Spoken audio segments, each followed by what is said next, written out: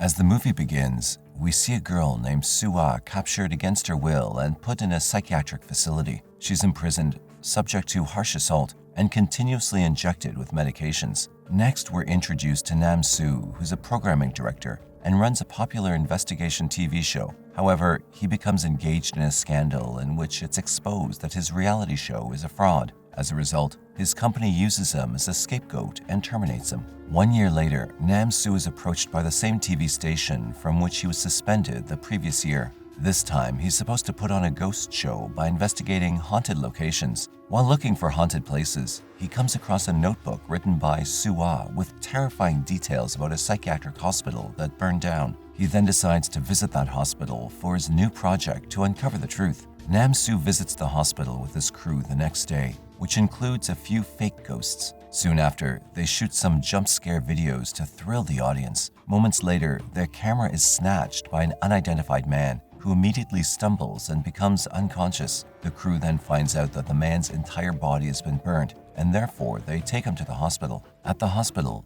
Nam Soo notices a tattoo on the man's body, which is also illustrated in the diary. When he rereads the journal, he realizes that the man is a nurse named Dong Sik who used to work in the mental facility and also helped Sua there. When Nam Soo questions him about the diary, Dong Sik gets anxious and his heart rate monitor starts beeping rapidly. Next, Nam Soo's assistant informs him that she's conducting some investigation which confirms that Dong Sik formerly worked as a nurse in the mental hospital. She adds that the cause for the facility catching fire is still unknown and there isn't much information about it on the internet either. However, on the day of the fire, another police officer called Byung-ju was shot by his daughter, which resulted in causing great chaos in the city. Later, Nam Soo conducts his own online research and contacts several authorities to learn more about the situation. He finds out that the police officer who was shot of the day of the fire was Sua's father, and the daughter was arrested on the spot for the murder. As a result, she's currently being held in a correctional facility since she's been declared insane,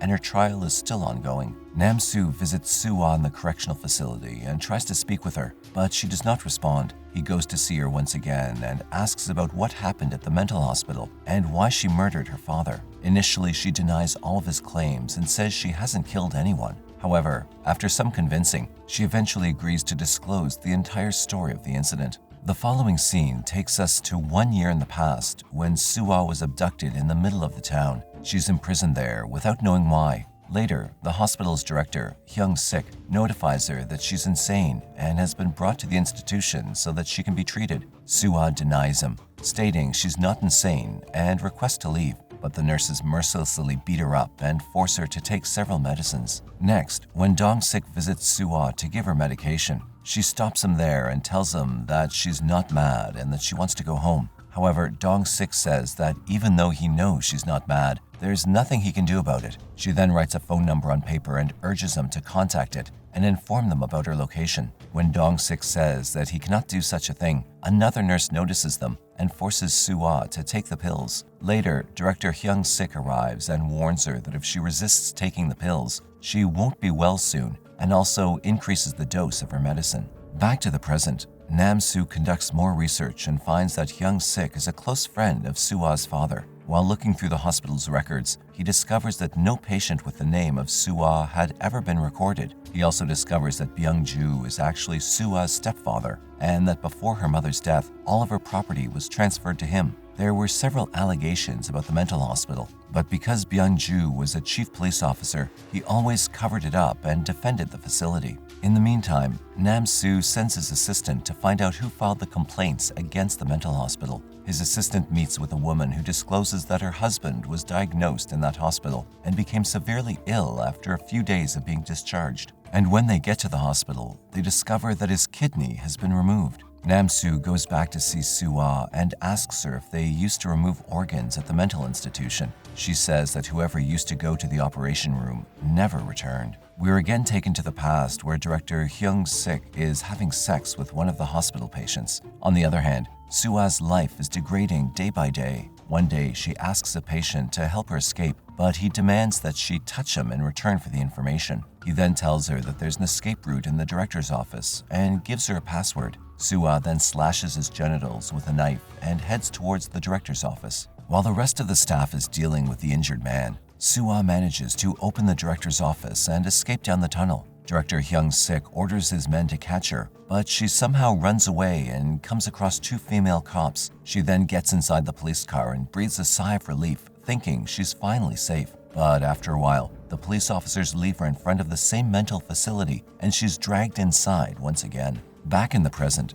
Nam-soo requests his boss to cover this story since it can be really popular if the truth is revealed. He then goes to meet Soo-ah and asks her about her father, but she keeps saying that her father died when she was a child. He tries to discuss Byung-ju's death with her, but she persistently denies, saying she doesn't know him. He then leaves, intending to see Dong-sik at the hospital, but it turns out that he's escaped. In the next scene, Nam-soo again goes to meet Soo-ah, but this time she refuses to meet him. He becomes frustrated and unsure of what to do next, but he goes on to broadcast his show on TV, revealing that Soo-ah's father had forcefully sent her to a mental hospital where she was tortured for months. This news grabs major public attention, and several reporters try to meet Soo-ah and interview her, but she refuses to meet with them and only agrees to meet with Nam-soo to finally reveal the entire story. The following scene takes us back to a past in which Dong-sik discovers that the hospital engages in the organ trafficking business. Therefore, he dials the number Soo-ah had previously written down,